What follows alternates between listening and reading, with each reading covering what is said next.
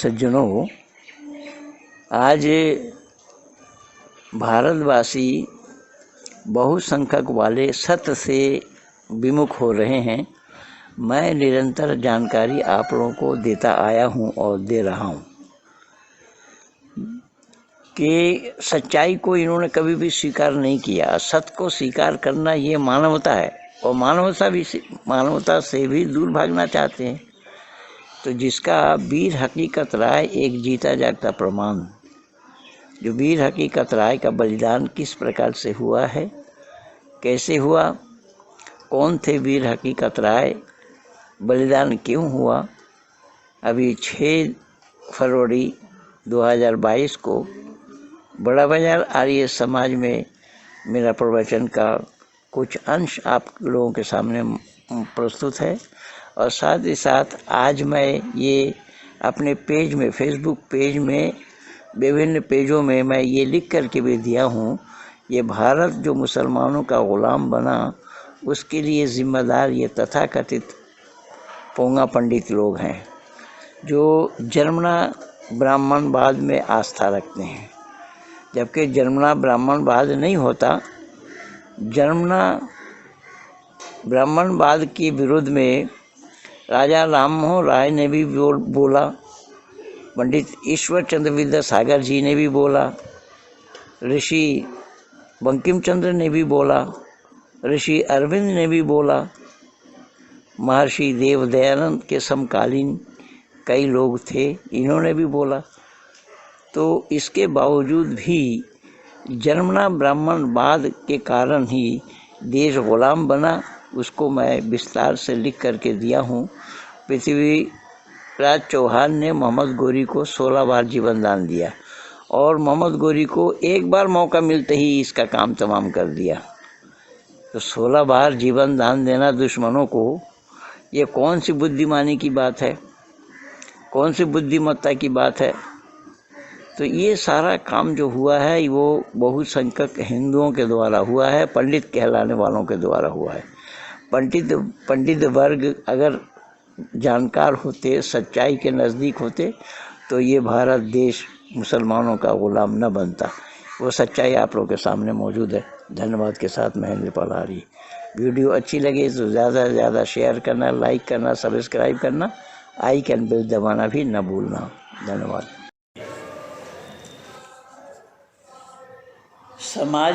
समाज के सदस्य ही आना नहीं चाहते तो बाहर वाले कौन आएंगे।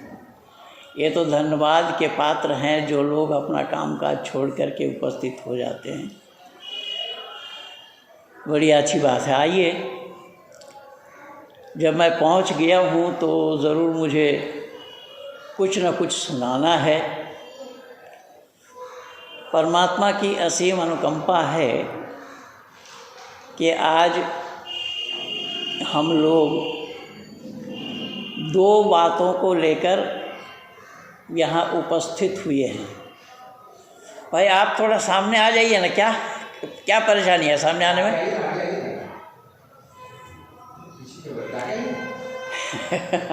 लोग आगे बैठने से डरते हैं।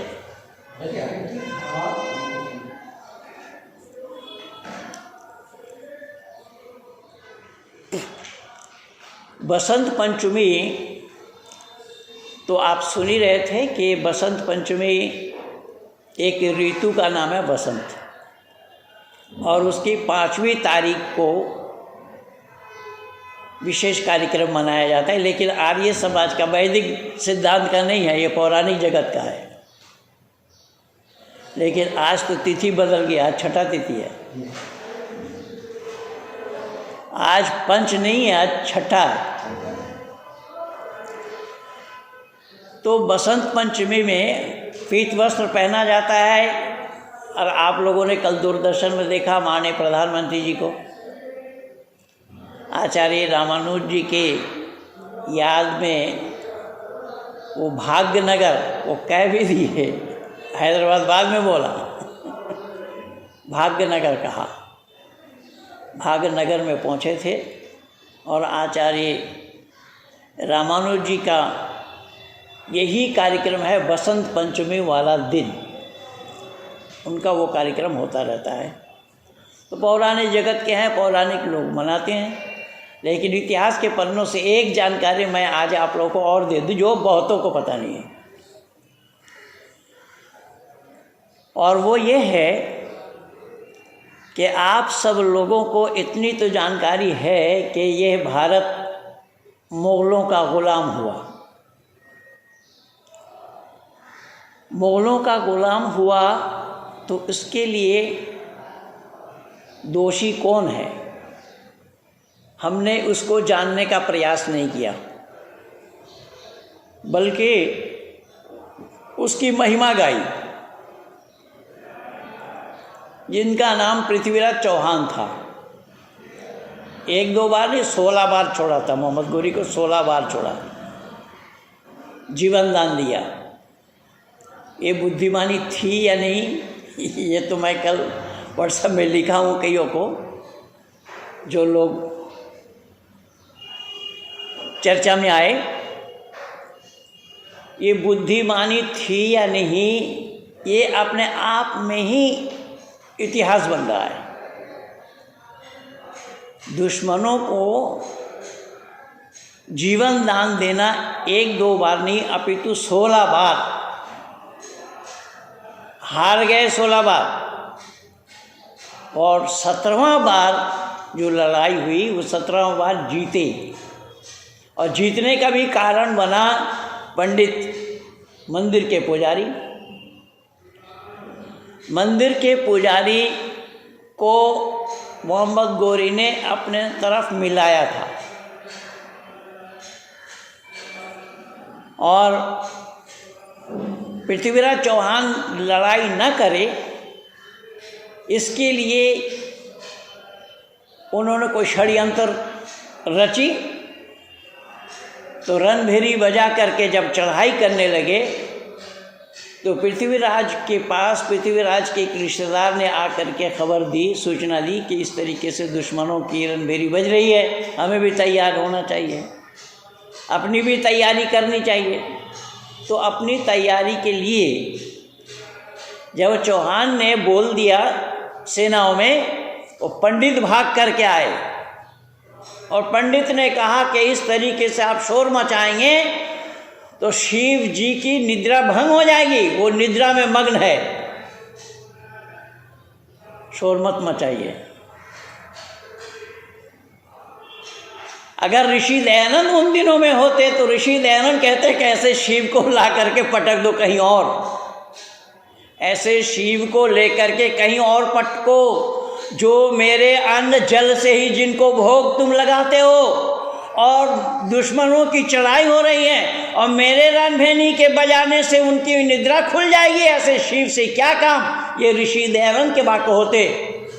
तो जब 17 बार चढ़ाई करी और पृथ्वीराज चौहान को पकड़ा गया, और यही बसंत पंचमी के दिन ही पृथ्वीराज चौहान को मार दिया, एक बार में मारा। तो हिंदुओं ने कुछ सीखा है कि नहीं सीखा, इतिहास के पन्नों से मैं नहीं जानता हूँ। इतिहास के पन्नों से सीखना चाहिए था, लेकिन शिक्षा लेने के काबिल नहीं है ये हिंदू कहलाने वाले,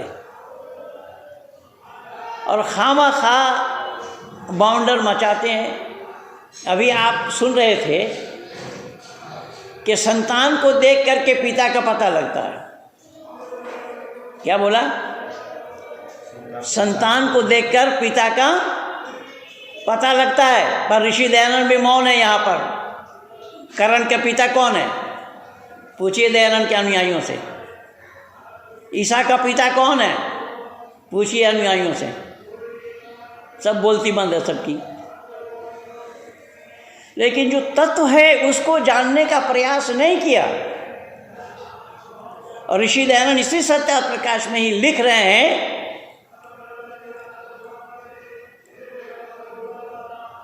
जिह्वा नास्ति तथापि बदामी, जीव नहीं है फिर भी मैं बोलता हूँ। तो ये संज्ञा लग गया है वहाँ पर। जैसा आप अनुमान प्रमाण ये सुन रहे थे ना, जो 8 प्रमाण हैं, ऋषि दयानंद इन्हीं चीज़ को उठाकर दुनिया वालों के सामने रख रहे हैं कि यार दुनिया के लोगों इसे ध्यान से सुनना, समझना, परखना कि बिना पिता का संतान का बनना संभव नहीं है। ये कैसा होगा? केवल जैसा कोई ये कहे कि मेरे मुंह में जीभ नहीं है फिर भी मैं बोलता हूँ। ऋषि ये हवाला दे रहे हैं। इसलिए करण का पिता नहीं था, भले ही ऋषि दयानंद ने नहीं लिखे हैं, लेकिन करण का पिता था। करण का पिता का नाम जो है बोला सूर्य के किरण से पैदा हुआ। भाई सूर्यदेव नाम आदमी का नहीं होता है क्या? भाई दिल्ली प्रतिनिधि सभा के प्रधान का नाम सूर्यदेव था, सार्वदेशिक सभा के मंत्री का नाम सूर्यदेव था, जो स्वामी आनंद बोध जी के दामाद थे बड़े वाले। तो ऋषि दयानंद की मान्यता यहाँ है कि जो असंभव चीज़ है वो असंभव कभी संभव में परिवर्तित होना संभव नहीं है, कभी परिवर्तन नहीं हो सकता है। जो असंभव है वो असंभव को संभव में परिवर्तन किया जाना मुश्किल काम है। इसीलिए ऋषि दयानंद ने जान करके, समझ करके दुनिया वालों को समझाने के लिए ये 8 प्रमाण प्रस्तुत किए हैं।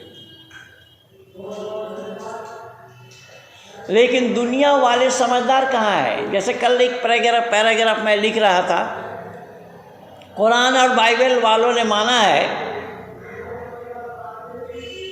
कि कुछ भी नहीं था, यहोवा ने या अल्लाह ने 7वां आसमान बनाया और फिर ज़मीन बनाई। तो 7 आसमान बनाए, 1 2 3 4 5 6, उसके बाद 7 है। 7 आसमान बनाया और ज़मीन बनाई। तो मैंने सवाल उठाया, इसका मतलब कुछ नहीं था और आसमान के नीचे ही धरती है। ये दुनिया आसमान के नीचे है, तो अल्लाह कहाँ थे? जब आसमान था ही नहीं, अल्लाह ने बनाया। तो जब अल्लाह ने आसमान बनाया, यहोवा ने आसमान बनाया, ज़मीन बनाई, तो उससे पहले अल्लाह थे। इसका मतलब बनाने वाला पहले है, तो बना हुआ वस्तु बाद में आया। तो बनाया हुआ वस्तु बाद में आया, तो बनाने वाला पहले था। वो किस पर था, कहाँ था? दुनिया वालों के पास जवाब नहीं है इसका। दुनिया वालों के पास इसका जवाब नहीं। ऐसे ऐसे सवालों को ऋषि दयानंद ने उठा करके जनमानस में प्रस्तुत किया और ऋषि दयानंद ने बताने का प्रयास किया है कि दुनिया के लोगों, परमपिता परमात्मा ने हमें अकल दिया है, विवेक और बुद्धि दिया है। इस विवेक और बुद्धि के बिना पर, विवेक और बुद्धि के आधार पर हमारा नाम मानव पड़ा। और मत्वा कर्मणि सिद्धते कहा कि मानव वो है जो विचारशील है, विचारपूर्वक काम करता है, उसका नाम मानव है। और जो विचारपूर्वक काम नहीं करता उसका नाम मानव नहीं होगा। तो ऋषि दयानंद इन्हीं चीज़ों को जनमानस में उठा करके रख रहे हैं, प्रस्तुत कर रहे हैं कि दुनिया में दुनिया का बनाने वाला और ये दुनिया यानी जो प्रकृति है और जीवात्मा, ये 3 अनादि तत्व हैं। ये पहले थे, अब भी हैं और आगे भी रहेंगे। इन तीनों का समाप्त होना संभव नहीं है। तो ऋषि दयानंद ने मानव होने के कारण लिए मानव को ही ये सब कारण बताया कि ये तुम्हारे लिए है। सही सही तुम्हें जानना पड़ेगा। अगर नहीं जानते हो, जानने का प्रयास नहीं करते हो, तो मानव कहलाने के भी अधिकारी नहीं बनोगे। तो यहाँ ऋषि देव दयानंद ने जिन प्रमाणों को उठा करके रखा है मानव समाज के बीच में, लेकिन मानवों ने उस पर ध्यान नहीं दिया। अगर उस पर ध्यान देते होते तो मैं दावा के साथ कह रहा हूँ, धरती पर झगड़ा समाप्त हो गया होता मानव समाज से विशेष करके, और सब वेदमय हो गया होता। लेकिन वेद को तो लोगों ने तिलांजलि दे रखा है। वेदों के तरफ लौटने के लिए बोला, लोगों ने वेदों को ही लौटा दिया। यही नतीजा हुआ। सब जगह ये दकियानुसी सब जगह हुआ है, आज नहीं, शुरू से, धरती के प्रारंभिक काल से ही लेकर के।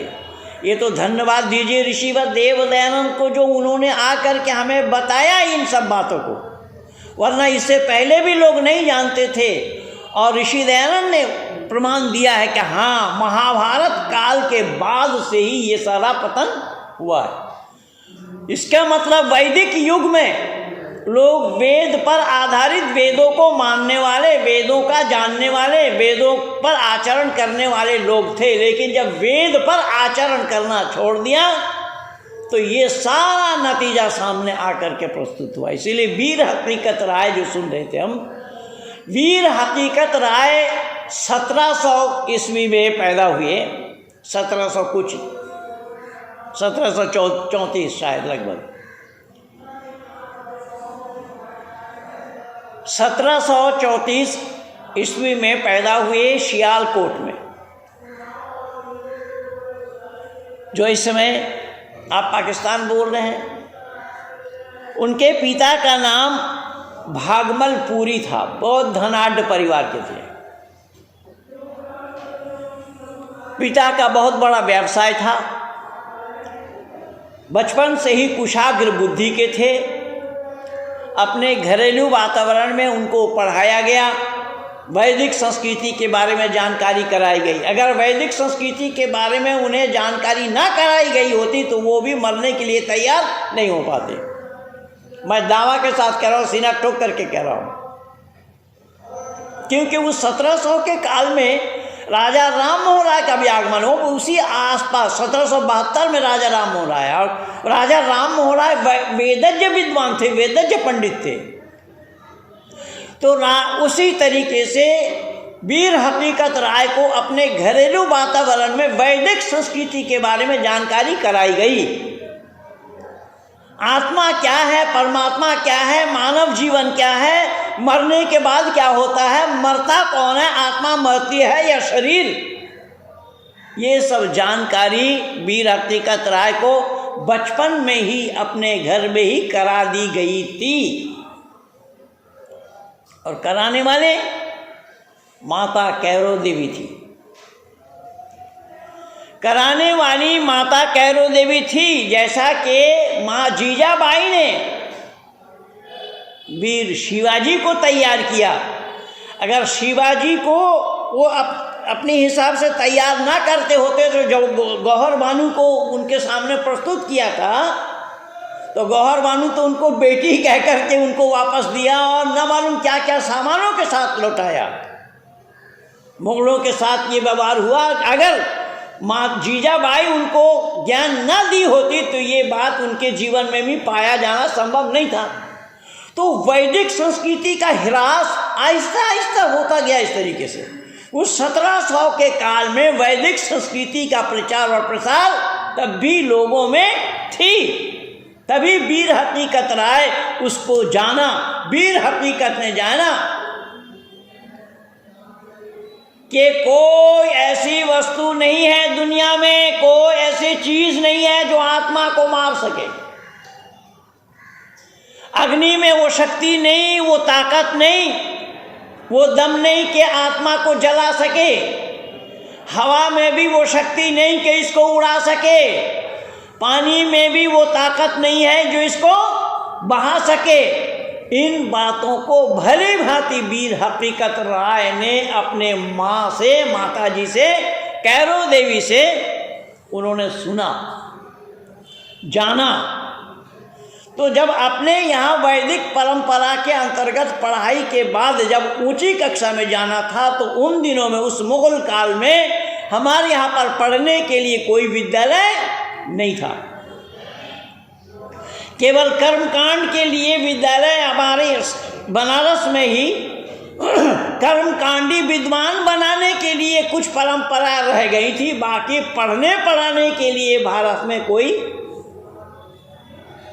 विद्यालय नहीं था। और यही कारण बना कि राजा राम मोहन राय भी उसी 1700 के काल में थे और राजा राम मोहन राय ने भी मदरसा में उनको भी पढ़ना पड़ा। तो राजा राम मोहन राय अरबी फारसी के भी विद्वान थे। तो वीर हकीकत राय को अब जब मदरसा में पढ़ने के लिए दिया, मदरसा में जाने लगे और होनहार विद्यार्थी होने के कारण मदरसा के पढ़ाई को उन्होंने बहुत अच्छे ढंग से पढ़ना प्रारंभ किया। जब बहुत अच्छे ढंग से पढ़ना प्रारंभ किया तो जो उस्ताद थे, उस्ताद के बहुत नज़दीक पहुंच गए। दरअसल उस्ताद भी उनसे बहुत मोहब्बत करने लगे, क्योंकि हर गुरु को चाहिए, हर गुरु करते भी यही है, चाहिए क्या, हर गुरु यही करते हैं, जो पढ़ने वाले विद्यार्थी होते हैं उनसे उनका लगाव होता है। क्योंकि गुरु भी तो उन्हीं को ही कहा जाता है ना कि गुरु कुम्हार शिष्य कुंभ, गड़गड़ काढ़े टोक, अंदर हाथ सहाय दे बाही मारे चोट, ये गुरु का काम है। तो इसी प्रकार से जब वो मौलाना साहब वीर हकीकत राय के पीछे समय दे रहे थे तो वीर हकीकत राय गुरु के उस पढ़े हुए पाठ को अक्षरशः याद कर लेते थे। बहुत जल्दी मदरसा के पढ़ाई में वो अग्रणी हो गए। इत्तेफाक की बात है कि एक दिन, क्योंकि वो तो थे पौराणिक परिवार के, आर्य समाजी नहीं थे, उस समय आर्य समाज बना ही नहीं था, लेकिन वैदिक विचारधारा का तो प्रचार प्रसार था। कि वैदिक विचारधारा का प्रचार होने से फिर भी पौराणिकता गई नहीं थी। तो पौराणिक परिवार के होने से माता भवानी के नाम से एक दिन उन्होंने व्रत रखा। जैसा उपवास होता है ना, जी हमारे यहाँ शिवरात्रि के भी करते हैं, जैसे शिवरात्रि का व्रत तो ऋषि दयानंद ने भी रखा था अपने पिता के कहने पर। तो ऐसे ही माता भवानी के नाम से वीर हकीकत राय ने व्रत रखा। उस दिन मदरसा नहीं गए पढ़ने के लिए। तो उनके जो और साथी थे उन्होंने देखा कि वीर हकीकत राय आज गायब है, आज आए नहीं। अगला दिन जब वीर हकीकत राय अपने क्लास में पहुँचे, मदरसा में पहुँचे, तो और पढ़ने वाले साथियों ने पूछा कि भाई क्या बात है, कल कहाँ गायब थे आप, कल क्यों नहीं आए? तो वीर हकीकत राय ने कहा कि माँ भवानी के नाम से कल उपवास था और उपवास रखा था, इसलिए मैं मदरसा नहीं आया पढ़ने के लिए। तो जो मुसलमान बच्चे थे वो माता भवानी का नाम सुनते ही माता भवानी को अनाप शनाप गाली देने लगी। तो जब काफ़ी देर से ये बातें हो रही थी, वीर हकीकत राय को सहन नहीं हुआ। वीर हकीकत राय ने ये कहा कि माँ भवानी के लिए जो अपशब्द तुम लोग बोल रहे हो यही फातिमा के लिए जानो, जबकि फातिमा को ऐसा गाली हो वो नहीं बोला। केवल उन्होंने कहा कि जो माता भवानी को जो गाली तुम लोग बक रहे हो, जो गाली दे रहे हो, यही गाली फातिमा के लिए समझना, बस इतनी सी गलती थी। इतनी गलती पर शिकायत मौलाना साहब के पास, लेकिन मौलाना साहब बहुत स्नेह करते थे वीर हकीकत राय से।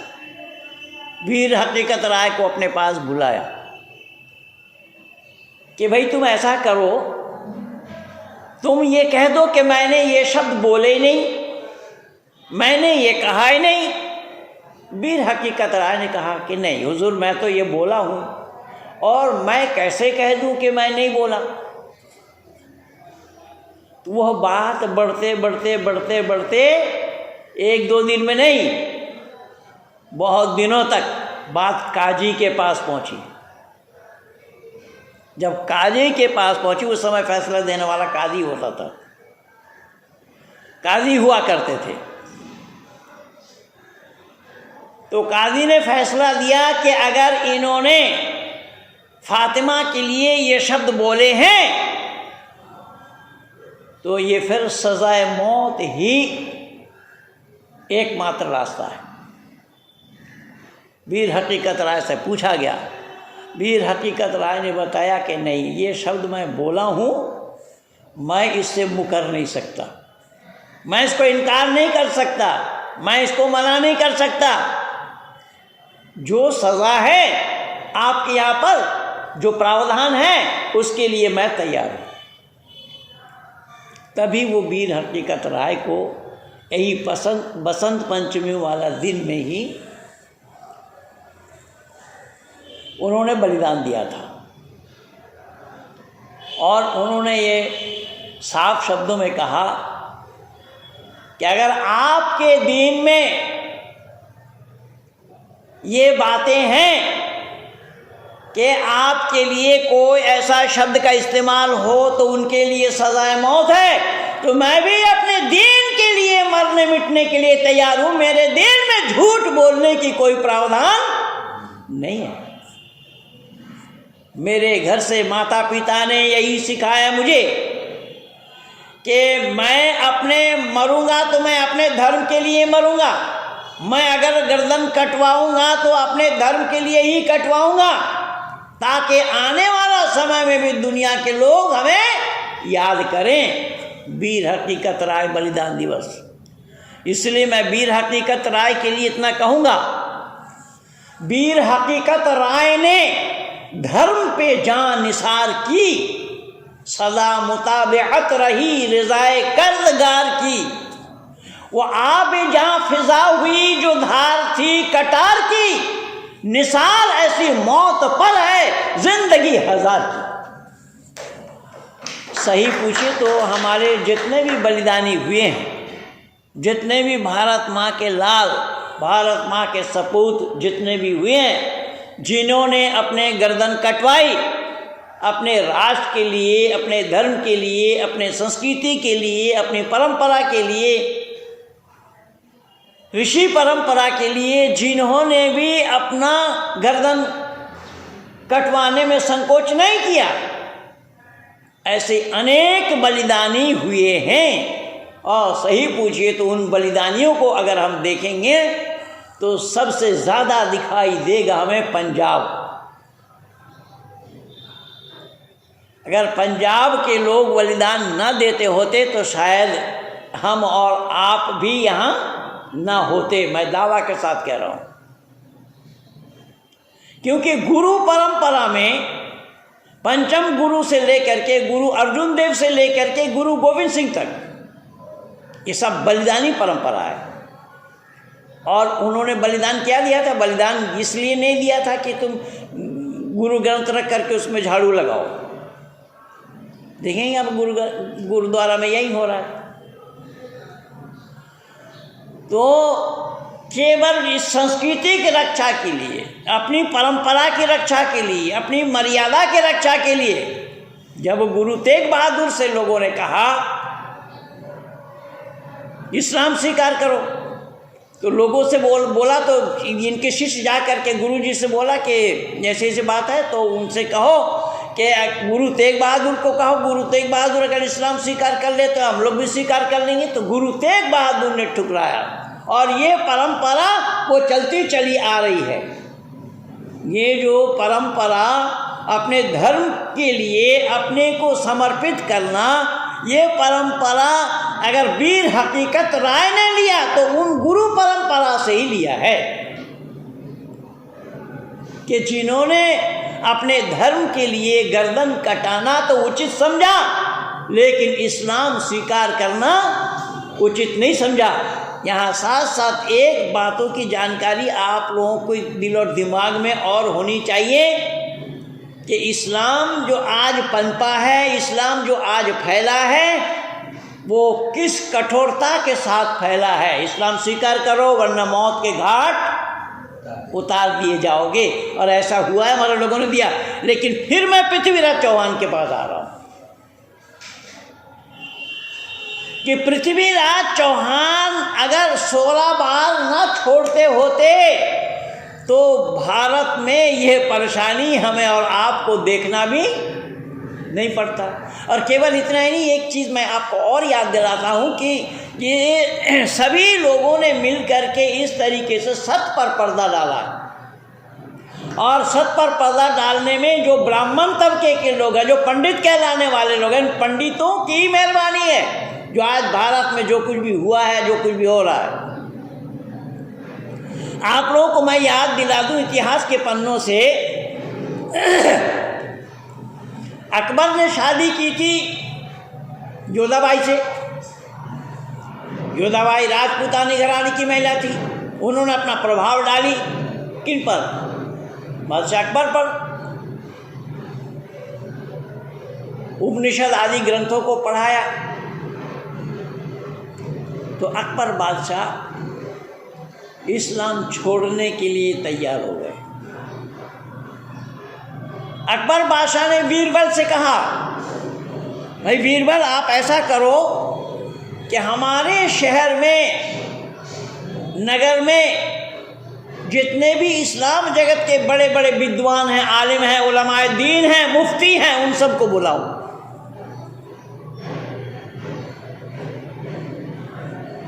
मैं कुछ सवाल करूंगा। तो ऐसा किया गया। उन मुफ्तियों के सामने कुछ सवाल प्रस्तुत किए। जैसा कि मैंने बोला ना कि जब आसमान ज़मीन बनाई नहीं गई तो अल्लाह कहाँ थे। अभी मैं पिछले दिन बिहार में मोतिहारी में बोल रहा था। मोतिहारी आ रही है समाज में, जो छतौनी चौक में है। तो एक मौलाना अगला दिन ने देखा अल्लाह ने क्या बनाया। मैंने बोला कि अल्लाह ने जो बनाया सबसे पहले क्या बनाया? तो कुरान इस पर मौन है। देख मौलाना साहब अगले दिन लिख करके दिया कि अल्लाह ने सबसे पहले सूरज बनाया। मैंने कहा सूरज के बगैर दिन का जाना संभव नहीं होगा। उसने बोला सूरज बनाया। मैंने कहा तो सूरज बनाया? बोले हाँ। मैंने कहा ठीक कह रहे हैं, सूरज बनाया? बोला हाँ। मैंने कहा वो रखा कहाँ? क्योंकि रखने के लिए जगह होनी चाहिए है। आसमान के माने खाली जगह है, और खाली जगह इसीलिए तो मैं बोला ना, खाली जगह को बनाने की बात कहाँ से आ रही है? और जगह ना हो, जैसे यहाँ जगह ना हो तो यहाँ बैठना संभव नहीं होगा। यहाँ जगह होना चाहिए। तो कहने का तात्पर्य ये है कि इस प्रकार से अकबर बादशाह ने जब सवालों की फुलझड़ी लगा दी उन मुफ्तियों के सामने में, उन लोगों के पास कोई जवाब नहीं था। जब जवाब नहीं दे पाए तो अकबर बादशाह ने बोला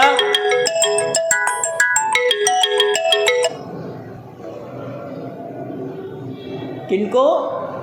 बीरबल को, कि देखो इन लोगों के पास जवाब नहीं, तुम अपने दीन में मुझे मिला लो। तो बीरबल ने कहा हमें 3 दिन की मोहल्लत दीजिए, 3 दिन का समय दीजिए। क्या होना है कि 3 दिन बाद बताएंगे आपको। 3 दिन में क्या किया? उसने बाजार से एक गधा को पकड़ करके लाया और चौथा दिन में राज दरबार के सामने मुझसे रगड़ कर नहलाने लगा। बादशाह ने पूछा क्या कर रहे हो? बोले मैं घोड़ा बना रहा हूँ। तो बोले गधा कहीं घोड़ा बनेगा? और जब गधा घोड़ा नहीं बनेगा तो आप मुसलमान हिंदू कैसे बनोगे? लेकिन बंधु सर विचार करके बतलाना, अगर उन दिनों में बीरबल बुद्धिमत्ता के साथ अकबर को अपने दीन में मिला लिए होते तो पाकिस्तान का जन्म होता ना, पाकिस्तानी आतंकवादी जन्म लेते। किनकी मेहरबानी है? तो हमारे पूर्वजों ने तो इस तरीके से हमें रास्ता दिया है, हमने अपनाया कहाँ उसे? हमने तो इस सच्चाई को लौटा दिया पीछे, सच को हमने ग्रहण नहीं किया। लेकिन वीर हकीकत राय उस सच्चाई को जानते थे। वीर हकीकत राय ने कहा कि मैं मरूंगा नहीं। गीता में भी आया है, नैनम छिंदन्ति शास्त्रानि पाहु कहा, और वासांसी जीर्णानि यथा विहायो दूसरा अध्याय में भी आया। तो कहने का तात्पर्य यह है, वीर हकीकत राय को घुट्टी पिलाई गई थी इन्हीं बातों को लेकर। कि वीर हकीकत राय को ये बताया गया था कि बेटा वैदिक संस्कृति ये है और वैदिक संस्कृति के आधार पर यह आत्मा अजर है, अमर है।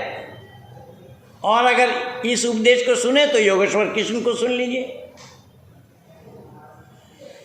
योगेश्वर कृष्ण ने जब अर्जुन को उपदेश दिया ना, तो अर्जुन ने भी इनकार किया था, मैं किससे युद्ध करूंगा, कोई भाई है, भतीजा है, चाचा है, ताऊ है, इससे तो बेहतर यही होगा दूर देश में जाकर भिक्षा मांग कर गुजारा कर लूंगा।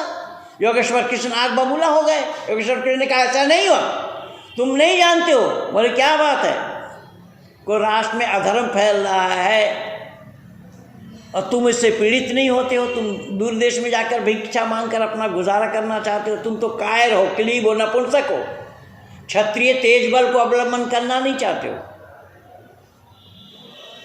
तो अर्जुन ने बोला कि मैं युद्ध कैसे करूं, किनसे करूं, सब तो अपने लोग हैं। तब योगेश्वर कृष्ण ने इन्हीं चीजों को याद दिलाया था। युद्धम तु क्षत्रिय सुधर्मा तत्तम कथम त्याजसी, युद्ध करना क्षत्रियों का धर्म है, इसे त्यागते हो तुम कहाँ चले जाते हो।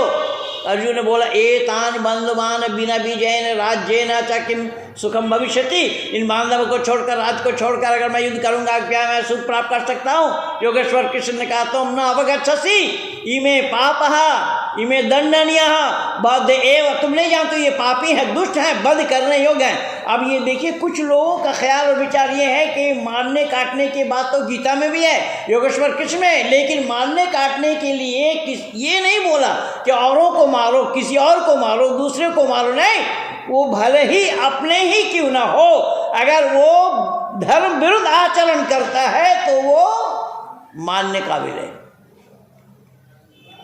अर्जुन ने बोला इमे मृत्युं तु गमिष्यन्ति महत् पापम भविष्यति, मेरे युद्ध करने से अगर ये मर जाएंगे इससे बढ़ करके पाप नहीं लगेगा। योगेश्वर कृष्ण ने फौरन रोका, नहीं तत् पापम आत्मा मृत्यु न गच्छति केवलम शरीरम नश्यति त्वम इदम न अवगच्छसि आत्मा अजरः अमरः अयम कदापि न नश्यति युद्धम तु क्षत्रिय धर्मात् अतः युद्धम कुरु। वहाँ कहने का तात्पर्य यह है कि योगेश्वर कृष्ण इन बातों को उठा करके रख रहे हैं कि आत्मा की मौत नहीं होती, आत्मा की मृत्यु नहीं होती। अगर ये पाठ वीर हकीकत राय न पड़े होते, उनकी माताजी उन्हें याद न दिलाते होते, तो मैं दावा के साथ कह रहा हूं कि वीर हकीकत राय का बलिदान होना भी संभव नहीं था। ये हमारा इतिहास है। योगेश्वर कृष्ण ने इसे उजागर किया कि आत्मा मरती नहीं है, गीता में तो भरा पड़ा है ये सारा उपदेश, लेकिन लोग पढ़े तब तो, लोग जानकारी लेना चाहे तब तो, लोगों को तो फुर्सत ही नहीं है। यही तो बात है ना, कार्य समाज का जन्म क्यों हुआ, और ये परंपरा उस काल से चलती चली आ रही है। सप्ताह में एक दिन भी विद्वानों के विचारों को सुनने के लिए उपस्थित नहीं हो पा रहे हैं, नहीं हो पाते हैं। अब बोले किसको दोष किन पर दें, तो आज कुआं में ही भांग डाल दिया गया है, इसलिए ये सारा काम गलत हो रहा है। लोग सही अर्थों में इस सच्चाई को जानते, हमारे महापुरुषों के जीवनी को पढ़ करके देखते होते। महापुरुषों के जीवनी को पढ़ने से ही हमें ये सच्चाई का पता लगता है। अगर वीर हकीकत राय के केवल 14-15 वर्ष की आयु, कुछ विद्वानों ने 14 वर्ष लिखा, कुछ विद्वानों ने 15 वर्ष लिखा है, और विवाह हो चुकी थी, लक्ष्मी देवी नाम उनकी पत्नी का, लेकिन बलिदान वीर हकीकत राय के होने से लक्ष्मी देवी भी आत्मदाह कर ली थी। अब उस छोटी उम्र में उस बेटी को भी क्या पता था।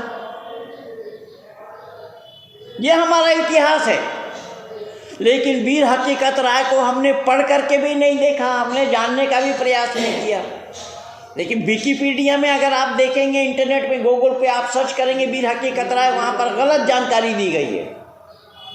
वहाँ पर ये नहीं बताया गया, वहाँ पर ये बताया गया है कि वीर हकीकत राय को स्कूल में क्लास में मॉनिटर बनाया गया था, कुछ अधिकार दिया गया था, जो मुसलमान बच्चे उससे ईर्ष्या कर रहे थे, ये दिखाया है। लेकिन ये सच्चाई नहीं है। जो सच्चाई है वो मैं आप लोगों को बताया हूँ कि माता भवानी देवी के नाम से उन्होंने व्रत रखा, स्कूल नहीं आए। अगले दिन जब पहुँचे तो टोंड कसा उन मुस्लिम बच्चों ने, और उन्होंने टोंड नहीं कसा, माता भवानी के नाम से गाली दिया। उन्होंने उसी शब्द को दोहराया था फातिमा के लिए। घटना ये है। इसलिए हमारी वैदिक परंपरा में, हमारे ऋषि परंपरा में, हमारे वैदिक विद्वानों ने हर क्षेत्र में काम किया है। कोई ऐसा क्षेत्र नहीं है जहाँ पर हमारे विद्वानों ने अपने विचार ना दिए हों। लेकिन हम लोग उससे दूर होते जा रहे हैं, हम लोग उससे हटते जा रहे हैं। हम लोग अपने जीवन में, आचरण में लाना नहीं चाहते। धर्म के नाम से तो क्या है, देखिए धर्म के लिए ही तो वीर हकीकत राय का बलिदान हुआ। आज तो जब मैं बाहर घूमता रहता हूँ, देखता हूँ आज की बेटियाँ जो कॉलेज में, जो स्कूल में, कॉलेज में पढ़ने के लिए जाती हैं, कहीं रास्ते में हनुमान का मंदिर मिल गया तो उनको हनुमान को नमस्ते करने के लिए फुर्सत नहीं है, और दूर से ही हाय हनु, दूर से ही हाय हनु करने में लगे हुए हैं। तो आज तो स्थिति है। तो आइए, मैं आप लोगों को करबद्ध प्रार्थना कर रहा हूँ कि वैदिक संस्कृति में जो चीज़ें हैं वो दुनिया में औरों के पास नहीं है, और इसका उजागर करने वाला महर्षि देव दयानंद सरस्वती। अगर ऋषि दयानंद का आगमन न हुआ होता तो इस सच्चाई को खोजने वाला, इस सच्चाई को बताने वाला, इस सच्चाई को लिखने वाला कोई नहीं था, न भूतो न भविष्यति। लेकिन दुर्भाग्य तो यह है कि दयानंद को लोगों ने माना नहीं, लोगों ने और विरोध किया दयानंद का, विष दे करके मारा। और विष देने में षड्यंत्र सबका था। ये मत समझिएगा कि केवल हिंदुओं ने मारा, वहाँ ईसाई मुसलमान सबका षड्यंत्र रहा है। तो खैर, कहने का तात्पर्य मेरा ये है कि हमारा नाता सत्य से है, केवल सत्य का ग्रहण, असत्य का परित्याग। अब वो सच्चाई जहाँ कहीं भी हो, उस सच्चाई को हमें लेना चाहिए। जहाँ कहीं भी असत्य हो, उस असत्य को हमें त्याग देना चाहिए। और मैं आप लोगों को क्या बताऊँ, कल कतर के दोहा से, जो अरब कंट्री है, दोहा बहुत अच्छा शहर है, बहुत खुशनुमा शहर है। 2 मुसलमानों के फ़ोन आए, मैं रिकॉर्डिंग कर रखा हूँ पूरा, और 1-2 सेकंड नहीं, 1-2 मिनट नहीं, एक का 27 मिनट, एक का 33 मिनट का, और दोनों ने इस्लाम को अलविदा कह दिया। और मेरा काम ये निरंतर चल रहा है, ये कोई मेरे लिए नई बात नहीं, मैं 39 वर्षों से यही काम कर रहा हूँ। तो कहने का तात्पर्य मेरा ये है कि इसी तरीके से उन्होंने सवाल उठाया। अब कुरान के ऊपर सवाल उठाना संभव नहीं है, तो सवाल अगर उठाया तो सवाल आया कहाँ से? इसके मूल में ये सत्ता प्रकाश। उनके दिमाग में सवाल कैसे आया? सत्ता प्रकाश। मैंने उन सब को दिल और दिमाग में भर रखा हूँ। इसलिए उन्होंने यहीं से शुरू किया कि मेरी पत्नी को एक मौलाना ने बहका दिया, और 2 साल से ज़्यादा हो रहा है वो वहाँ रह रहा है। मेरी पत्नी को किसी ने बहका दिया कि अब तुम्हारा पति तो क्या क्या बोलता रहता है, तुम्हारा तलाक हो गया। तो मैंने कहा वो हलाला के चक्कर में होगा, इसलिए तू जल्दी घर आ, मामला सलटा यहाँ आकर के। खैर, तो मैं अतिक्रमण न करता हुआ मैं यही निवेदन करूँगा कि हमारे जो महापुरुष हुए हैं, उन महापुरुषों के जीवनी को हमें पढ़ना चाहिए। और हमारे जितने भी आर्य जगत के विद्वान हुए, मैं दावा के साथ कह रहा हूँ, और ये भी मैं अपने जीवन के लिए कहूँ कि मैं जब आर्य समाज में नहीं आया था तो मैं भी नहीं जानता था। मेरा सर पढ़ने का सवाल ही कहाँ था, वहाँ तो ताकना भी मना है, पढ़ना तो दूर की बात। तो ये सब चीज़ें जो मैं लिया हूँ, सब आप लोगों से ही लिया हूँ, और मुझे कष्ट इन्हीं बातों से है कि लिया आप लोगों से और सुना रहा हूँ आप लोगों को। ये तकलीफ है मुझे। और मैं सच्चाई को बोलने में संकोच नहीं करता। जो सच्चाई है वो है, जब आपके पास रहे चाहे मेरे पास है। सच्चाई तो सच्चाई है, सच्चाई कभी झूठ में परिवर्तित संभव नहीं है। ये ऋषि दयानंद इस चीज़ को खोल रहे हैं। तो मैं ठीक 12 बज रहा है, 2 मिनट बाकी है। मैं नहीं चाहता कि आप लोगों का समय मैं यूं ही ज़ाय करूं।